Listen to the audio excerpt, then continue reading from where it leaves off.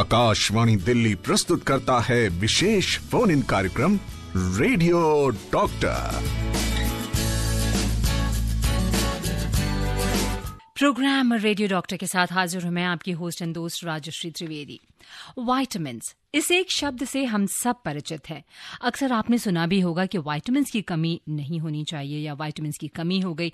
हम सभी अपनी मर्जी से भी विटामिन्स खाने लगते हैं। क्या है ये विटामिन्स? इन्हें अलग क्यों लिया जाना चाहिए या फिर नहीं लिया जाना चाहिए, या फिर फलों और सब्जियों से ही हमें ले लेना चाहिए? बहुत कुछ है जानने के लिए। और हमारे स्टूडियो में आज रहेंगे doctor Vishal Gupta, CMO at CGHS और department of medicine, Safdarjung hospital, नई दिल्ली। हमसे जुड़ने के लिए हमारे टेलीफोन नंबर्स हैं 011-23421080 और 23421084। मैसेज आप भेज सकते हैं 9868107070 पर।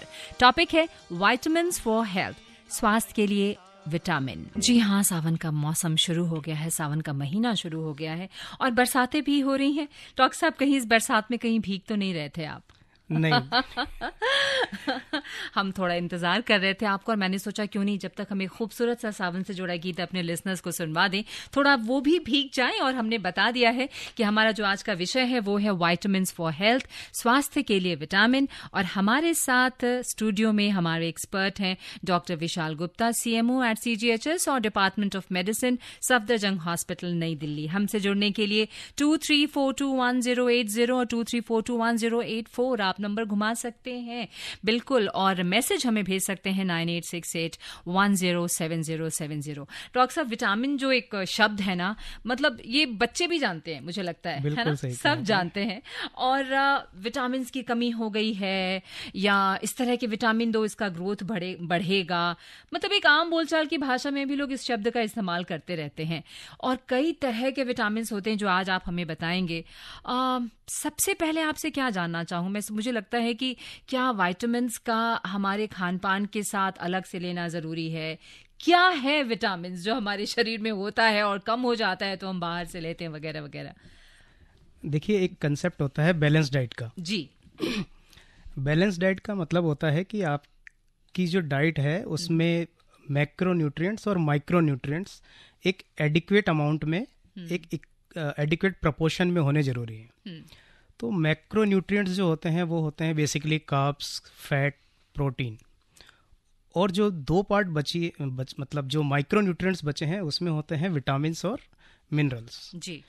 और साथ में एक चीज़ और होती है वाटर, पानी। तो इनको माइक्रोन्यूट्रिएंट्स इसलिए कहते हैं कि ये इनकी जो रिक्वायरमेंट होती है हमारी बॉडी में बड़ी ही माइन्यूट अमाउंट में होती है, माइक्रो अमाउंट्स में होती है, इसीलिए इन्हें माइक्रोन्यूट्रिएंट्स कहते हैं जी। तो विटामिन्स के साथ जो रिलेशन है डाइट का वो ये है कि अगर आपकी डाइट बैलेंस डाइट है, अगर आप जो खाना आप जो ले रहे हैं उसमें फैट, प्रोटीन और कार्ब्स, जिस चीज़ से आप एक्सेप्ट कर रहे हैं या जिस चीज़ से आपकी बॉडी में अगर जा रहे हैं जी, अगर वो हेल्दी है तो उसमें विटामिन्स और मिनरल्स ऑटोमेटिकली आपके शरीर में आ जाएंगे। आपको अलग से उसमें कोई एडिशन करने की ज़रूरत नहीं होती, आपको किसी भी तरह के सप्लीमेंट्स की ज़रूरत नहीं होती। बेसिकली विटामिन्स और मिनरल्स जो हमारे शरीर में जो जाते हैं वो जाते हैं फ्रूट्स से और वेजिटेबल्स से। रॉ वेजिटेबल्स एंड जो फ्रेश फ्रूट्स होते हैं ये दोनों ही विटामिन्स से और मिनरल से भरपूर होते हैं। तो अगर आपकी जो डाइट है उसमें अगर सर्टेन पोर्शन, एक पोर्शन, दो पोर्शन अगर आप उसके लिए रिजर्व रखें, फ्रूट्स के लिए और वेजिटेबल्स के लिए, जिसको हम सलाद के रूप में, रफेज के रूप में जिसे हम खाते हैं, तो आपको अलग से किसी तरह के विटामिन सप्लीमेंट्स की ज़रूरत नहीं पड़ती है। एक्सेप्ट कई बार होता है कि सबसे बड़ा इशू आता है अगर जो खाना जो ले रहा है अगर वो नॉन वेजिटेरियन है और एक होता है वेजिटेरियन, तो वेजिटेरियंस में यूजुअली विटामिन्स की कमी ज़्यादा जल्दी से डेवलप होती है। उसका रीज़न यही होता है कि वेजिटेरियंस जो होते हैं वो खाने में अक्सर अपने खाने के अंदर जो फ्रूट्स और वेजिटेबल्स होते हैं उनको एडिक्वेटली वो इंक्लूड नहीं करते, जबकि जो नॉन वेजिटेरियंस होते हैं तो नॉन वेज जो फूड्स होते हैं उसमें विटामिन्स होते हैं वो इतने एडिक्वेट अमाउंट में होते हैं कि उन्हें अलग से टॉप अप करवाने की ज़रूरत ही नहीं होती। डॉक्टर साहब, जो छोटे बच्चे होते हैं उनकी ग्रोथ के लिए कई बार बहुत तरह के सप्लीमेंट्स होते हैं और डॉक्टर्स ही देते हैं, जैसे कि इसकी ग्रोथ नहीं हो रही है, तो ऐसा क्यों हो जाता है? देखिए, ग्रोथ केवल अकेले विटामिन पे डिपेंड नहीं करता। ग्रोथ के लिए आपको कार्ब भी चाहिए, प्रोटीन भी चाहिए, फैट भी चाहिए। मतलब अल्टीमेटली आ गया है बैलेंस डाइट का ही मतलब। जी जी। जो ये विटामिन और मिनरल्स जो होते हैं ये उस चीज़ को कैटाबोलाइज करते हैं आपके शरीर के अंदर। जैसे ग्रोथ हो रही है, जैसे आपको एक तरीके से माना जाए कि आपने खाना बनाया जी। आपके उसमें बेसिक इंग्रेडिएंट हैं, आपने उसमें नमक डाल दिया, स्वाद आ गया, आपने थोड़ी मिर्ची डाल दी, उसमें आपको जो है टेस्ट चेंज हो गया, ये सब चीज़ें हैं बेसिक। अब आपने उसमें छोंक लगा दिया, कुछ हींग का झोंक लगाती है, तो वो चीज़ क्या होती है कि उसकी पैलेटेबिलिटी बढ़ जाती है, एक्सेप्टेंस बढ़ जाती है। उसी तरह जो विटामिन और मिनरल्स होते हैं ये हमारे शरीर में एक एक्स्ट्रा चीज़ की तरह काम करते हैं। मतलब ग्रोथ के लिए आपको फैट चाहिएगा, कार्ब्स चाहिएगा और प्रोटीन चाहिएगा। तो ग्रोथ बेसिकली बच्चों की डिपेंड करती है प्रोटीन के ऊपर, ना कि विटामिन और मिनरल्स के ऊपर। विटामिन और मिनरल्स का जो ग्रोथ में रोल है वो बड़ा थोड़ा छोटा है। मतलब आप उसको ये नहीं कह सकते कि अगर आपके शरीर में विटामिन बिल्कुल ही नहीं जाएंगे तो आप बच्चे की ग्रोथ नहीं होगी। बहुत तरह के सप्लीमेंट्स हैं मार्केट में डॉक्टर साहब जो दिए जाते हैं। आई मीन लाइक ये देखिए, जितने भी सप्लीमेंट्स मार्केट के अंदर होते हैं उन सब के अंदर जो विटामिन होते हैं वो फोर्टिफाइड किए जाते हैं। फोर्टिफाइड किए जाते हैं मतलब आम भाषा में अगर समझना चाहें तो? फोर्टिफाइड करने का मतलब ये है कि जैसे फॉर एग्जाम्पल मैं आपको एक छोटा सा एग्जाम्पल देता हूँ कि जो वेजिटेरियंस होते हैं इनके अंदर विटामिन B12 की कमी बहुत कॉमनली पाई जाती है। उसका रीजन क्या होता है कि vitamin B12 basically non veg food में मिलता है। जितने भी जैसे आपका फिश है या आपका पोर्क है या आपका मीट प्रोडक्ट्स हैं, लीवर है, इन सब में आपको विटामिन B12 एक adequate, more than adequate amount में होता है। जबकि वेजिटेरियंस के अंदर विटामिन B12 कम होता है।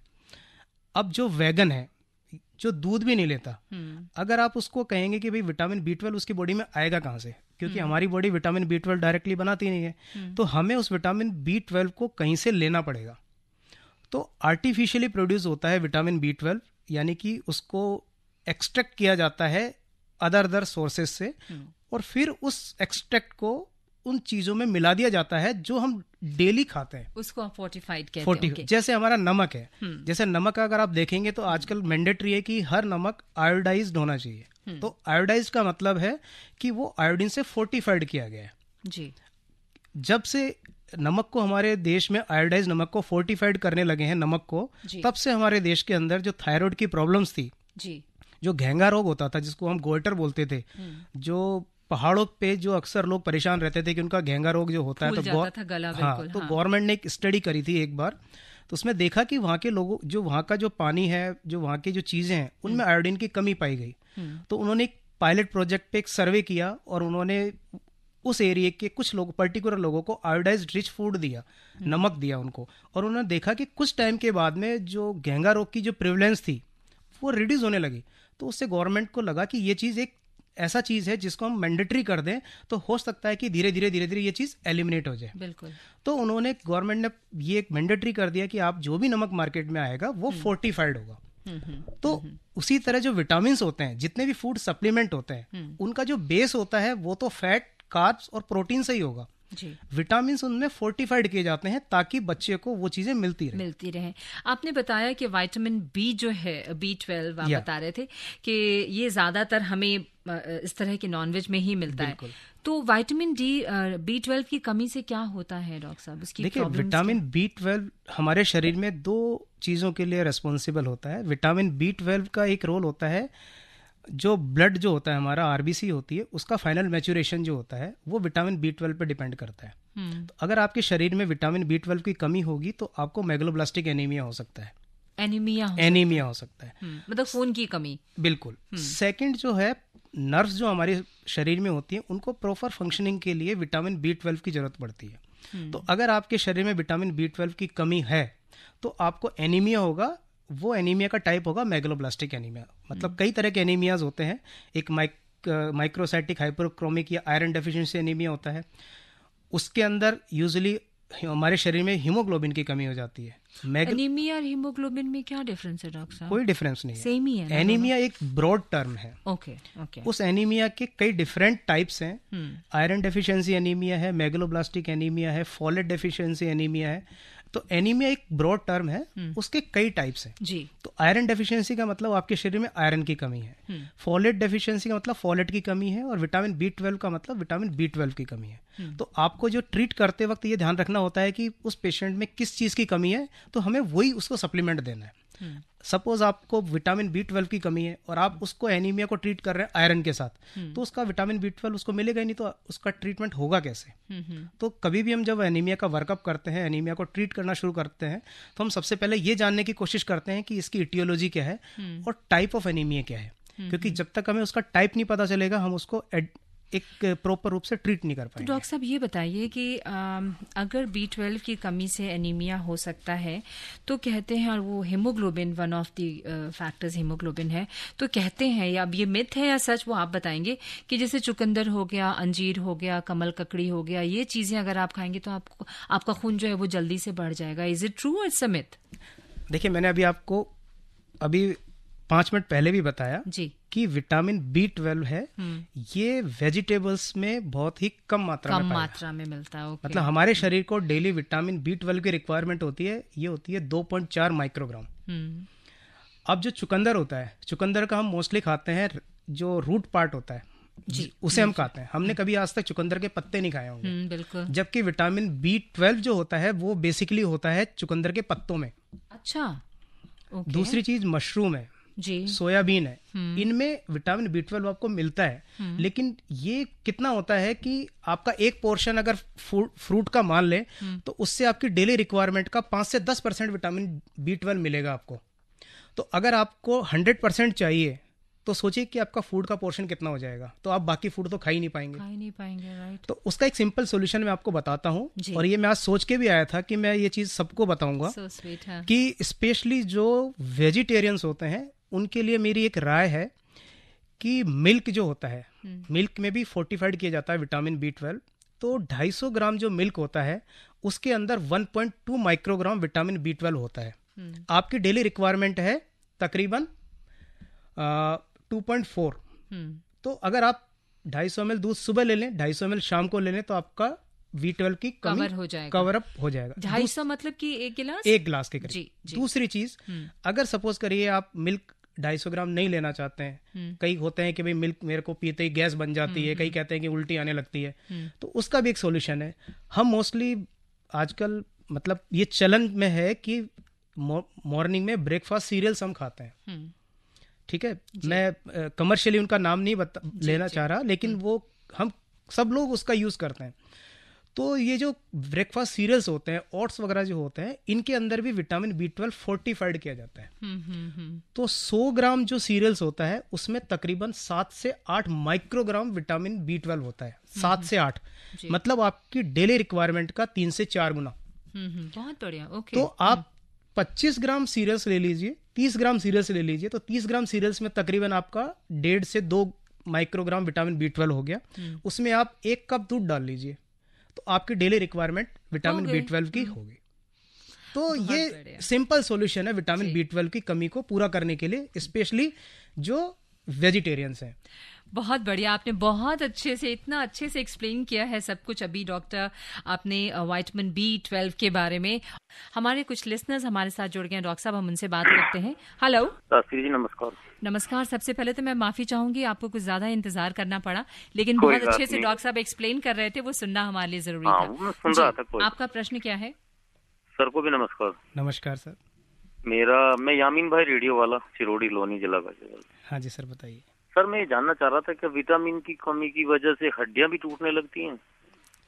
बिल्कुल सर, इसका जवाब दे, आप रेडियो पे सुन रहा हूँ मैं। हाँ जी, थैंक यू जी डॉक्टर साहब। उन्होंने ये हम कहते हैं ना कि कैल्शियम की कमी से जो है वो हड्डियां जो है वो बहुत कमजोर हो जाती हैं, और तमाम हमारे लिस्टर्स सुन रहे हैं। आप बताएं। आप एक चीज देखिएगा कि आज के अगर हम टाइम की अगर बात करें तो 2 विटामिन की पूरा इंडिया बात करता है, एक तो विटामिन D और एक vitamin B12।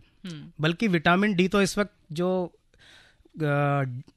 Vitamin of decade माना जा रहा है क्योंकि जहां भी आपको सुनने में आएगा विटामिन डी की हर कोई बात करता है। विटामिन डी की जो कमी होती है, इसकी कमी से हमारी हड्डियों में कमजोरी आती है, क्योंकि विटामिन डी का जो रोल होता है, एक्टिव जो रोल होता है, वो होता है हमारे शरीर के अंदर कैल्शियम का एब्जॉर्प्शन करवाना। अब वो एब्जॉर्प्शन चाहे वो गट से करवाए, मतलब आपकी इंटेस्टाइन से कराए, या उसको वो बोन से एक्सट्रैक्ट करवाए जी। तो अगर आपके शरीर में विटामिन डी की कमी होगी तो आपके शरीर में कैल्शियम की अल्टीमेटली कमी हो जाएगी, और अगर आपके शरीर में कैल्शियम की कमी होगी तो नेचुरल है कि आपको जो हड्डियों की प्रॉब्लम है वो होने लगेगी। अगर बच्चों में विटामिन डी की कमी होती है तो उसको हम रिकेट्स बोलते हैं, और बड़ों में अगर विटामिन डी की कमी होती है तो हम इसे ऑस्टियोमलेशिया कहते हैं। उन दोनों ही कंडीशंस में जो बोन्स होती हैं वो इन्फ्लेम्ड हो जाती हैं, थोड़ी स्वेल कर जाती हैं, दर्द होने लगता है बोन्स के अंदर। और अगर विटामिन डी की सीवियर डेफिशिएंसी हो जाती है, साथ में उसका जो बेसिक मैट्रिक्स अगर लूज हो जाता है, तो ऑस्टियोपोरोसिस भी डेवलप हो जाता है, और ऑस्टियोपोरोसिस एक मेजर रिस्क फैक्टर है फ्रैक्चर के लिए। ओके, तो विटामिन डी की कमी से कैल्शियम ये होता है डॉक्टर साहब। बिल्कुल। अब ये जरूरी है आपसे यहाँ पे पूछना कि विटामिन डी के बारे में बड़ी तरह की भ्रांतियां हैं। हाँ जी। एक तो ये कि आप इसको दूध के साथ लें, आप इसको पानी के साथ लें, आप इसको ले के एकदम से लेट जाएं, आप इसको सुबह सुबह लें, आप इसको जब लें तो थोड़ी देर सोएं नहीं। मतलब मैं पर्सनली बता रही हूँ, मैंने इतनी तरह के स्टेटमेंट्स इसके बारे में सुने हैं विटामिन डी के बारे में। कब लें, कैसे लें और कितना लें, ये आप बताएं। देखिए, ये जो आपने प्रश्न पूछा है, ये मैं अपने हर पेशेंट को समझाता हूँ कि विटामिन डी का लेने का बिल्कुल सही तरीका क्या है जी। आपके जो जितने भी आपने क्वेश्चंस मेरे से पूछे, ये क्वेश्चंस दो अलग अलग कैटेगरी के हैं। एक कैटेगरी है इसमें विटामिन डी का, और जो दूसरी कैटेगरी थी वो थी जो मेडिसिन होती है वो ऑस्टियोपोरोसिस में हम यूज करते हैं जी। जिसके लिए आपने कहा कि उस गोली को सुबह सुबह लें, अर्ली मॉर्निंग 1 गिलास पानी के साथ। लेने के बाद में आपको लेटना नहीं है, 1 घंटे तक आपको चलते फिरते रहना है या एक्टिव रहना है। ये ऑस्टियोपोरोसिस की मेडिसिन होती है। जोलेंड्रोनिक एसिड, एलेंड्रोनिक एसिड, ये मेडिसिन होती है। यूजली कई बार वंस इन ए वीक देते हैं और वंस इन ए मंथ देते हैं, तो इसको कंफ्यूज नहीं करिएगा विटामिन डी की टैबलेट के साथ। डॉक्टर साहब, एक टैबलेट्स भी आते हैं, सैशेज वो भी मैं आते आपको हैं। वो मैं आपको अच्छा, बताना चाह रहा ओके। हूँ। तो ये जो मेडिसिन होती है जो ऑस्टियोपोरोसिस में हम यूज करते हैं, एलेंड्रोनिक, जोलेंड्रोनिक एसिड, इनका जो शेड्यूल होता है वो विटामिन डी का जैसा ही होता है। वो भी वंस इन ए वीक लेते हैं, वो भी वंस इन ए मंथ लेते हैं। जो ऑस्टियोपोरोसिस की मेडिसिन होती है, इसके साथ कंसेप्ट है कि वो गोली आपको सुबह अर्ली मॉर्निंग एम्प्टी स्टोमक लेनी है। उसको लेने के लिए 1 गिलास पानी के साथ लेनी है, और लेने के बाद में 1 घंटे तक आपको लेटना नहीं है। उसका रीजन होता है कि उससे गैस्ट्राइटिस हो जाती है, तो वो प्रॉब्लमेटिक हो जाता है।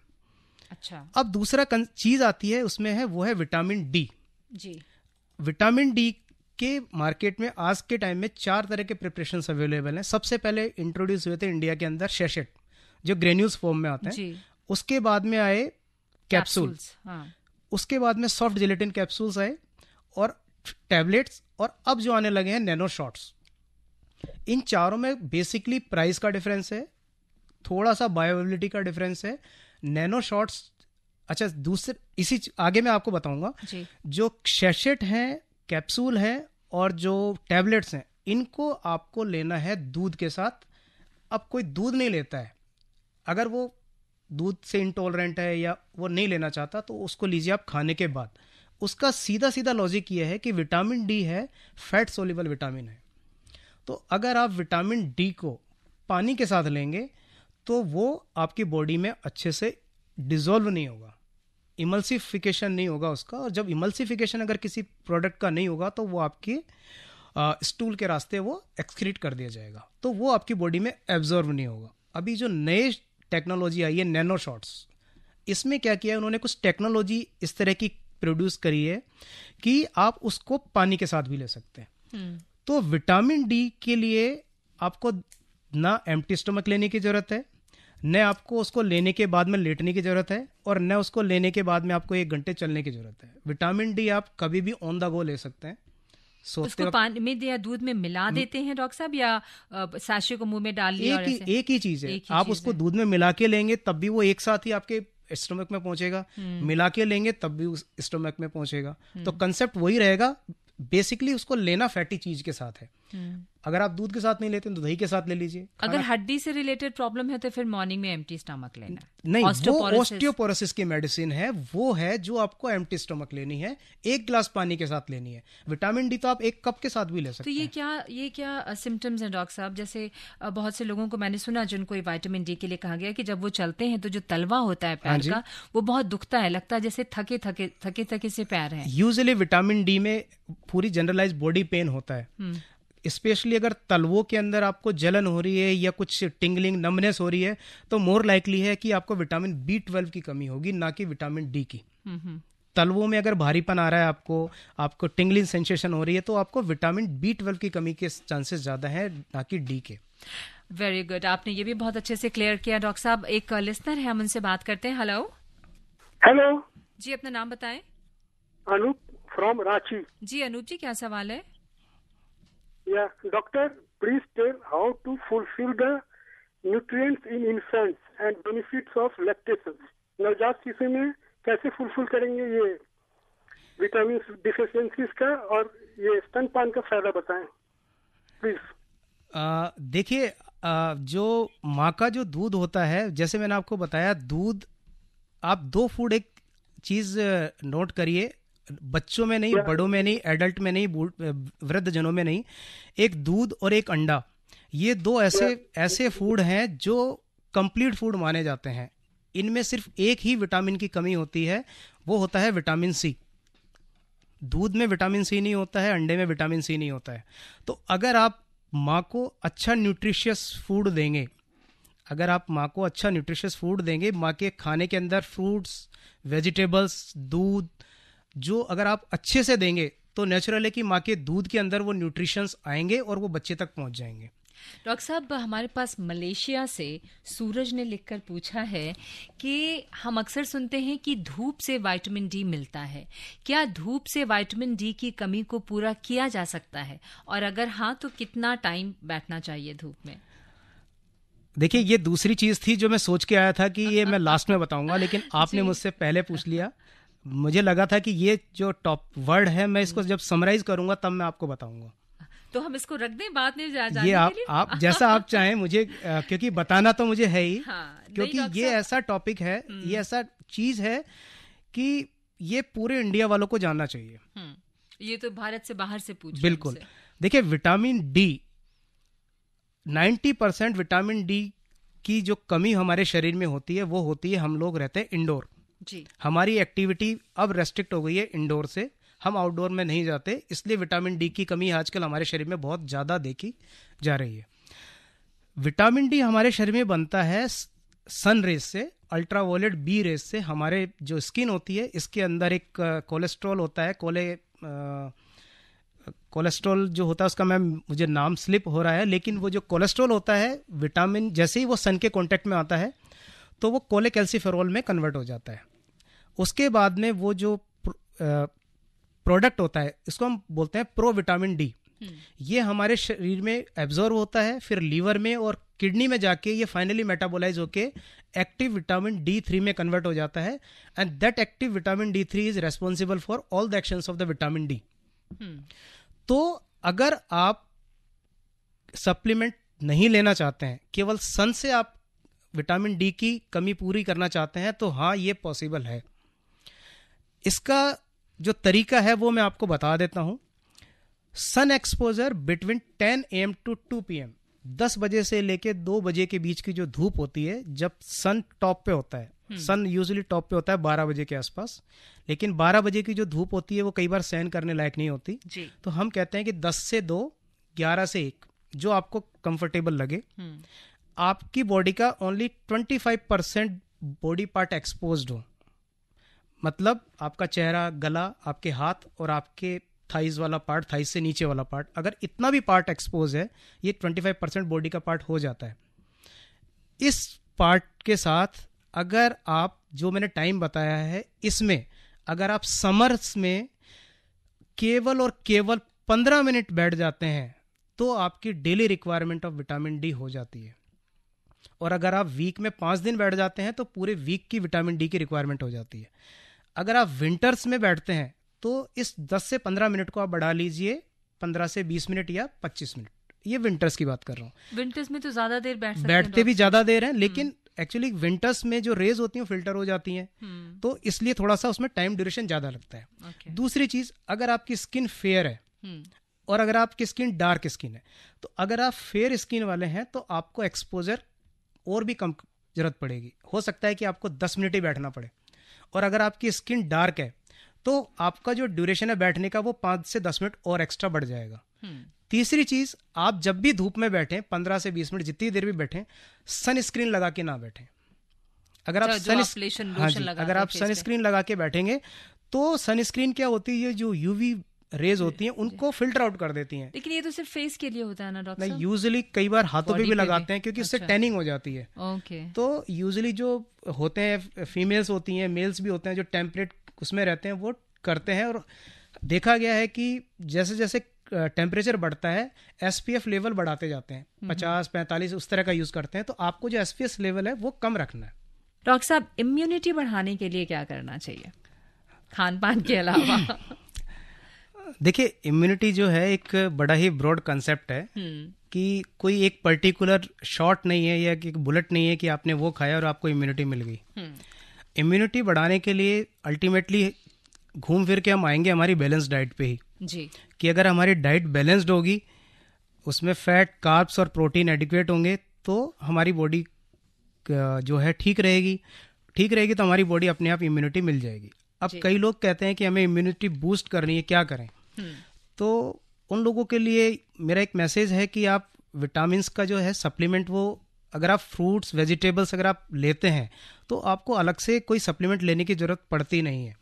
जैसे कोविड के दौरान भी हमने देखा कि विटामिन सी की जो थी, हर घर में हर कोई सुबह शाम विटामिन सी खा रहा था, तो विटामिन ई खा रहा था। तो ये जो विटामिन्स होते हैं इनको ज़्यादा मात्रा में लेना भी थोड़ा खतरनाक होता है। स्पेशली जो फैट सोल्यूबल विटामिन्स होते हैं ADE के जो होते हैं, इनको अगर आप ज़्यादा मात्रा में लेंगे तो उससे आपको नुकसान भी हो सकता है। तो पर्टिकुलरली इम्यूनिटी के लिए मेरा कोई रिकमेंडेशन नहीं है कि आपको कौन सा विटामिन खाना चाहिए, लेकिन विटामिन सी और विटामिन ई ये पर्टिकुलरली इम्यूनिटी बूस्टर की तरह काम करते हैं। तो अगर आप इम्यूनिटी के लिए पर्टिकुलरली कॉन्शियस हैं तो आप विटामिन सी और विटामिन ई ले सकते हैं।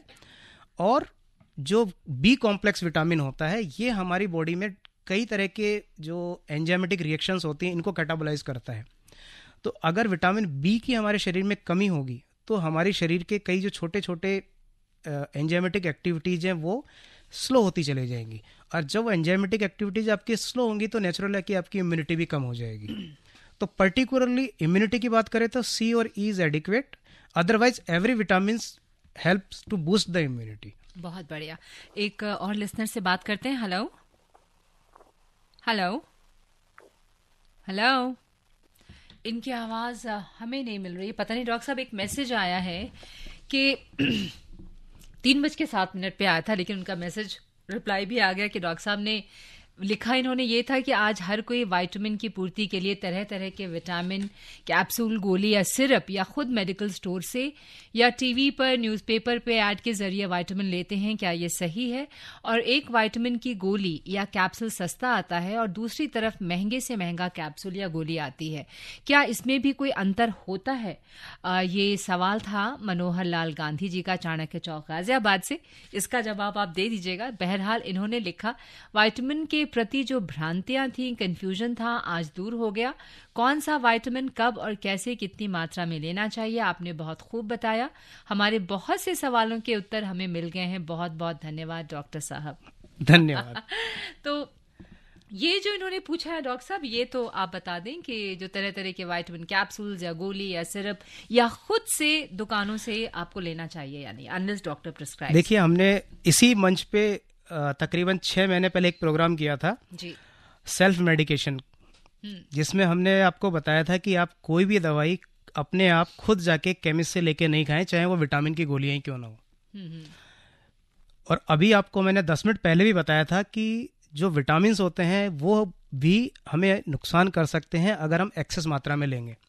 आप जितने भी मल्टीविटामिन्स मार्केट में मिलते हैं, ये कॉम्बिनेशंस होते हैं डिफरेंट विटामिन्स के। उसमें विटामिन बी कॉम्प्लेक्स भी होता है, विटामिन डी भी होता है, विटामिन ई भी होता है, विटामिन के भी होता है, सारे विटामिन इसमें होते हैं।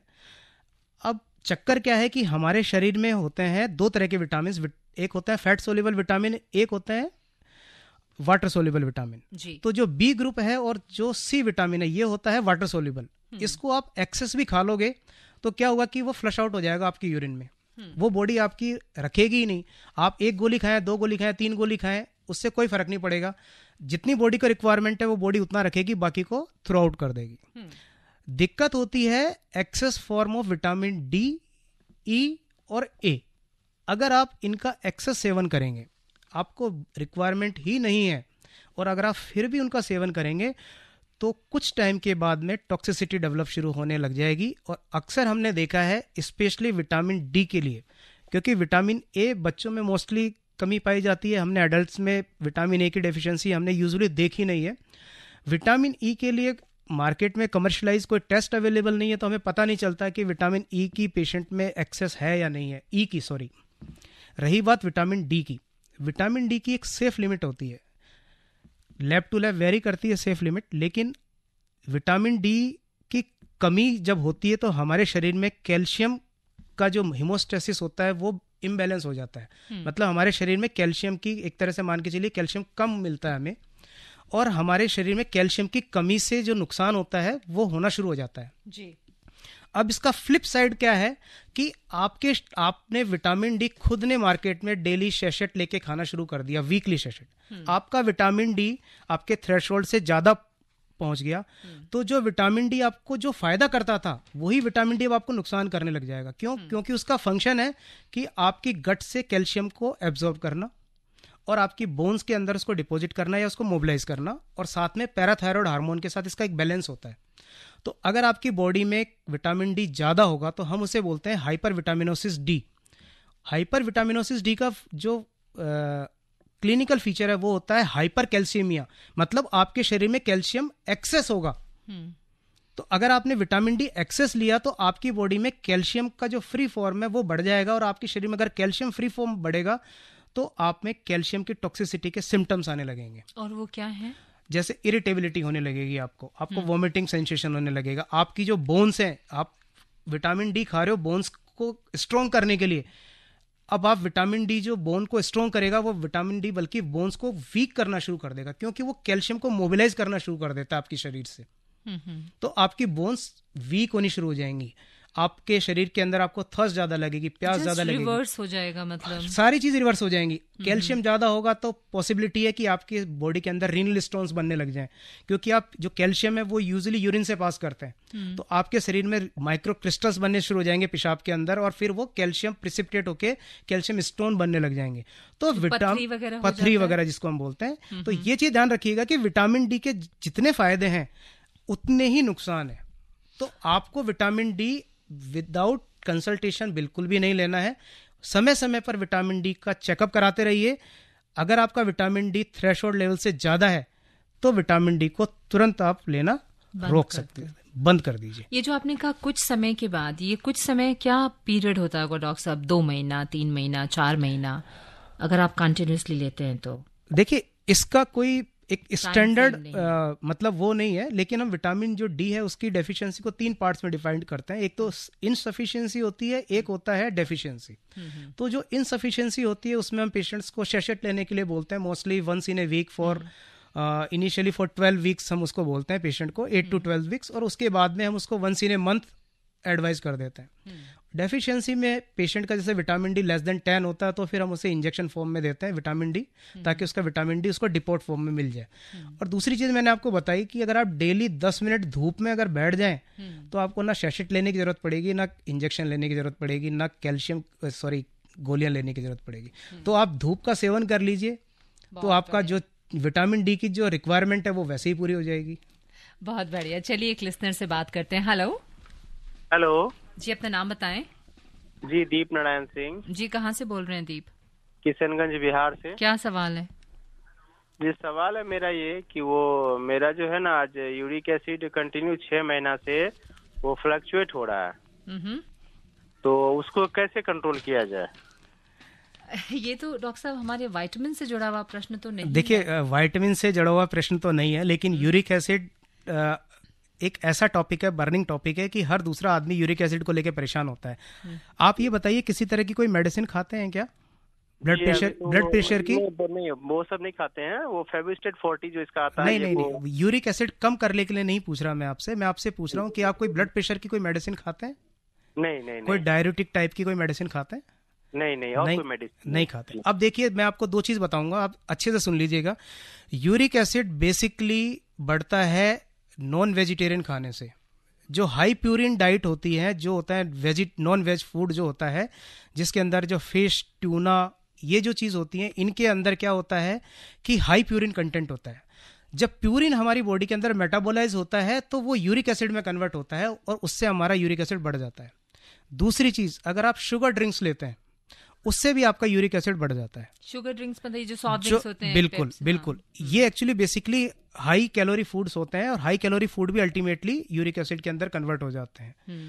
तीसरी चीज, आप जो है, कई बार मैंने ये चीज भी देखा है कि जैसे ही यूरिक एसिड लोगों का बढ़ता है वो दालें खाना बंद कर देते हैं। तो मैं आपको इसी मंच के माध्यम से ये भी कहना चाहूंगा कि जो दालें जो होती हैं उनमें जो यूरिक एसिड का कंटेंट होता है बहुत ही कम अमाउंट में होता है।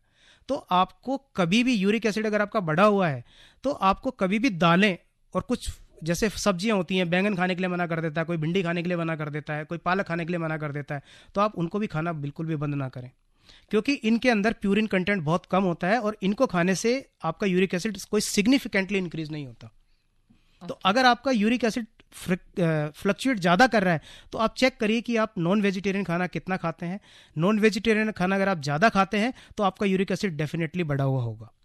ये अगले श्रोता है। हेलो जी, अपना नाम बताएं। नमस्कार जी, मैं सदाशिव पालकर महाराष्ट्र नवी मुंबई से बोल रहा हूँ जी। क्या सवाल है आपका? मैडम नमस्कार। डॉक्टर साहब को भी नमस्कार। नमस्कार सर। डॉक्टर साहब, मेरी एज अभी है 67। Yes sir. मैं अभी सुबह ब्रेकफास्ट सब अच्छा करता हूँ, दोपहर को भी खाना अच्छा खाता हूँ, रात के टाइम में सिर्फ लाइट खाना खाता हूँ। तो मुझे अभी ये उम्र के हिसाब से विटामिन के बारे में कौन सी चीजें सूट कर सकती है इस उम्र में, वो हिसाब से जरा बता दीजिए तो प्लीज होगा। देखिए, मैंने आपको इस प्रोग्राम को अगर आपने ढंग से सुना है तो शुरू में जैसे ही मैंने पहला जो अपना सेंटेंस शुरू किया था वो कंसेप्ट दिया था बैलेंस डाइट का। जी। अगर आपकी डाइट बैलेंस्ड है, डाइट में अगर आप फैट, कार्ब्स, प्रोटीन्स, इनके अलावा अगर आप आपके खाने के अंदर फ्रूट्स, वेजिटेबल्स, इनका एक सर्टेन पोर्शन, 1/3 पोर्शन अगर आप इनका लेते हैं तो आपको किसी भी तरह के किसी भी सप्लीमेंट की जरूरत नहीं पड़ती है। आपको उसी से एडिक्वेटली सब चीजें मिल जाती हैं। आप आपके खाने में 1 ग्लास दूध जरूर इंक्लूड कर लीजिएगा, क्योंकि आपके ऑलमोस्ट सारे विटामिन जो हैं वो उसमें आ जाते हैं एक्सेप्ट विटामिन सी। अगर आप एग खाते हैं तो आप एग वाइट का यूज करना शुरू करिए, उससे भी आपको ऑलमोस्ट सारे विटामिन की कमी आपकी पूरी हो जाएगी, आपको कोई सप्लीमेंट लेने की जरूरत नहीं पड़ेगी। थैंक यू सो मच हमसे जुड़ने के लिए। और डॉक्टर साहब, एक ये मैसेज आया हुआ है शरद चंद्र पाणिग्रही का उड़ीसा से।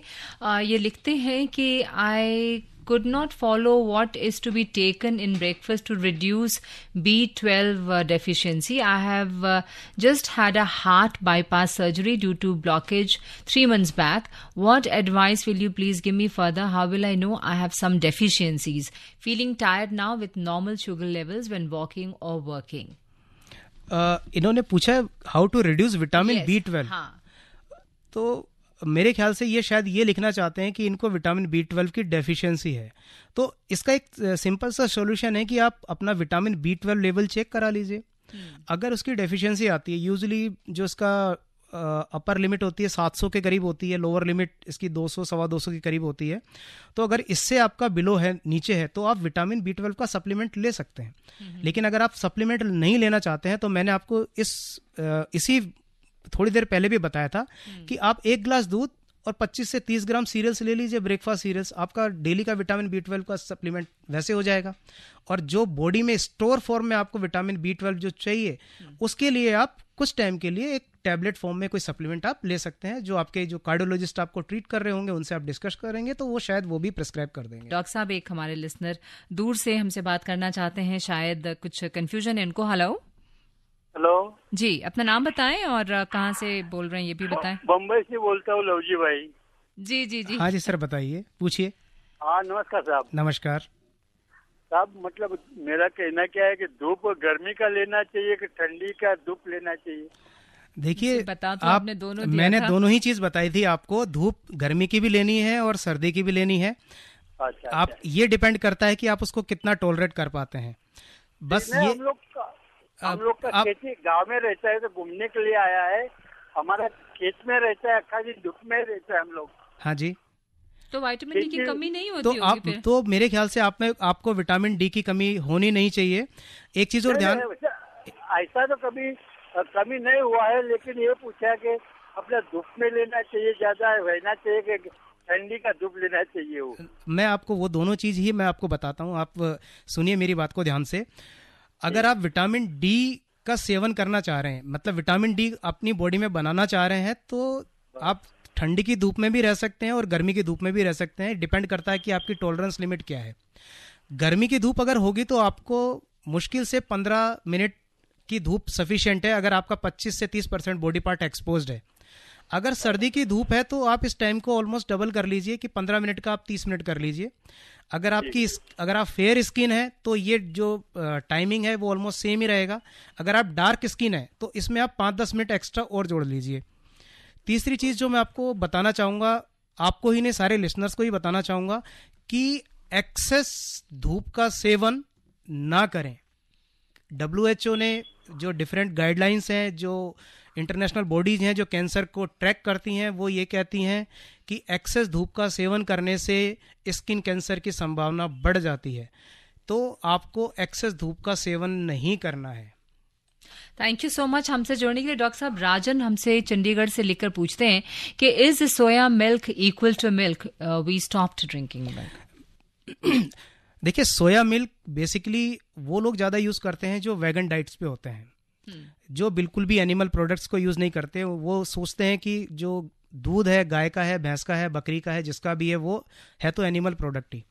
तो सोया मिल्क वो लोग प्रेफर करते हैं। तो न केवल सोया मिल्क, अब तो मार्केट में राइस मिल्क भी आने लगा है, ओट मिल्क भी आने लगा है, आलमंड मिल्क भी आने लगा है।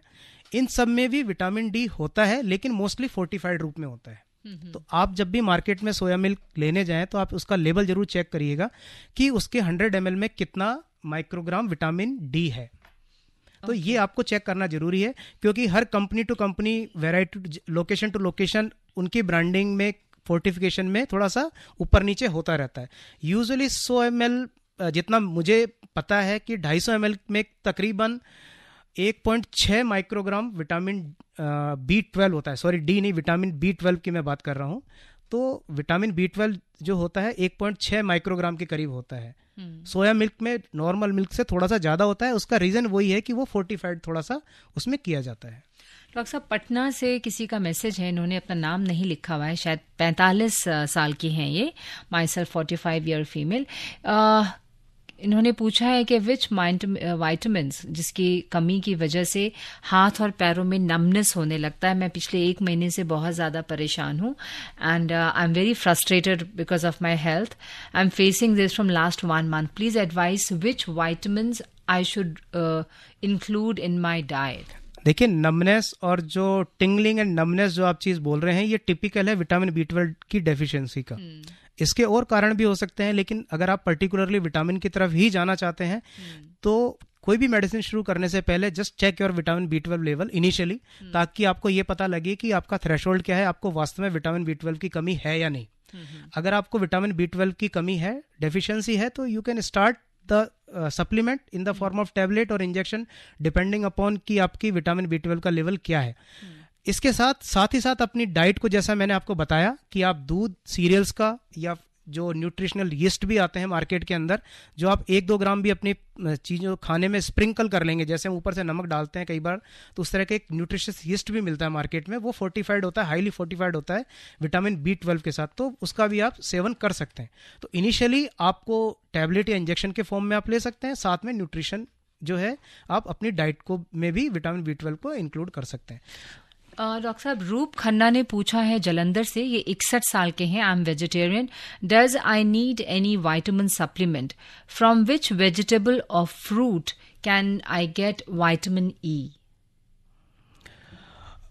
विटामिन E जो है